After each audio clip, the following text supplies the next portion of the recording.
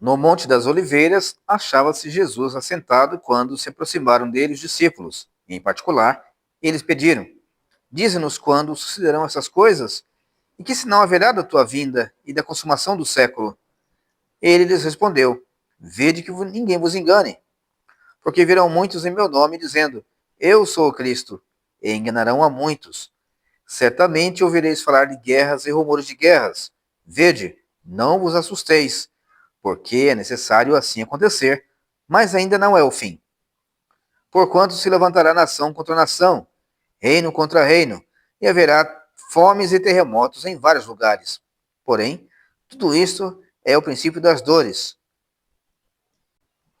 Então, conforme o texto, os discípulos estão no Monte das Oliveiras e eles de lá olham para as grandes construções do templo. E eles haviam saído de lá maravilhados com a grandeza do templo, coisa comum de quem ia visitar Jerusalém. Eles eram homens do interior e visitavam Jerusalém e ficavam maravilhados com a construção e as pedras e o bronze e tudo que compunha a grandeza do templo construído por Herodes, o Grande. E então, com a esperança de que Jesus governaria a partir do templo, estabeleceria seu reino a partir de Jerusalém, daquela Jerusalém como se encontrava. Jesus é obrigado a corrigir-lhes antes que eles continuassem e falar a respeito de como o seu reino seria estabelecido e como seriam os sinais da vinda do seu reino. Então, ele começa a advertir-lhes: olha, primeiramente quero que ninguém vos engane, porque muitos virão em meu nome dizendo: eu sou o Cristo, e enganarão a muitos. Então, os falsos profetas vão se levantar. Sempre houveram, é claro, falsos profetas, aqueles que ou entregam a mensagem falsamente ou com o fim de algum lucro, como no caso de Balaão, nos tempos antigos. Mas sempre houveram aqueles que se identificam com a falsa profecia, aos que fazem a falsa profecia, que é falar aquilo que Deus não disse, e aqueles que se entregam a acreditar nas falsas profecias. Esses falsos profetas vão enganar o coração dos incautos, daqueles que estão dispostos a acreditar naquilo que não é a verdade. Porque, para quem ama a verdade, é impossível amar a falsa profecia. É impossível se deleitar nela. E esses falsos profetas vão se proliferar e vão ser semeados no mundo inteiro e se multiplicarão na era cristã. Assim, as pessoas vão começar a desacreditar da verdade por causa da atuação dos falsos profetas. É claro, aqueles que são destinados à perdição, porque os crentes genuínos, eles vão rejeitar, assim que identificam, a falsa verdade, a falsa profecia. Ninguém vos engane, muitos virão em meu nome dizendo: eu sou Cristo. Mas esses vão continuar por toda a dispensação cristã e vão enganar muitas pessoas. E certamente ouvireis falar de guerras e rumores de guerra. Vede, ninguém vos assusteis, porque é necessário assim acontecer. Mas ainda não é o fim.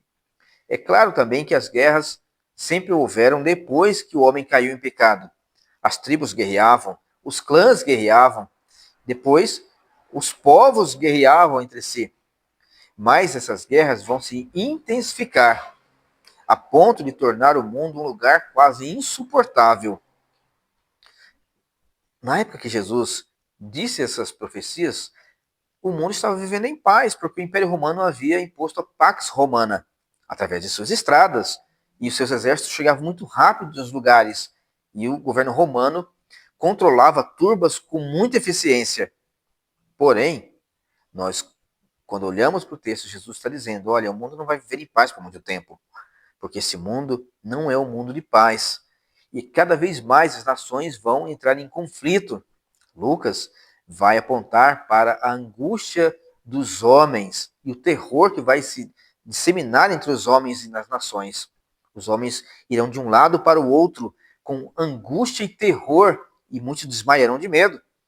Assim, a expectativa dessas coisas que virão encherá o coração de ansiedade, de temor, de desespero, e as pessoas vão tirar a própria vida. Então, essas guerras acontecerão. Guerras em todas as escalas, uma sociedade em guerra. É só olhar para os países violentos.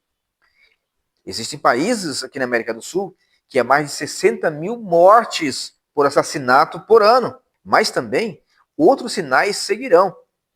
Você não deve ficar angustiado pelas coisas que acontecem, mas você deve, pelo contrário, proclamar essa verdade, proclamar esse evangelho, mostrar para todos aqueles que você conhece que, de fato, este mundo está confinado ao fim, ao julgamento, e que esse julgamento será verdadeiro e está próximo, e aqueles que se aproximam de Cristo com fé na sua salvação, na aliança no seu sangue, esses mesmos poderão assistir esse julgamento em pé, de cabeça erguida, à destra de Jesus, diante do trono de Deus.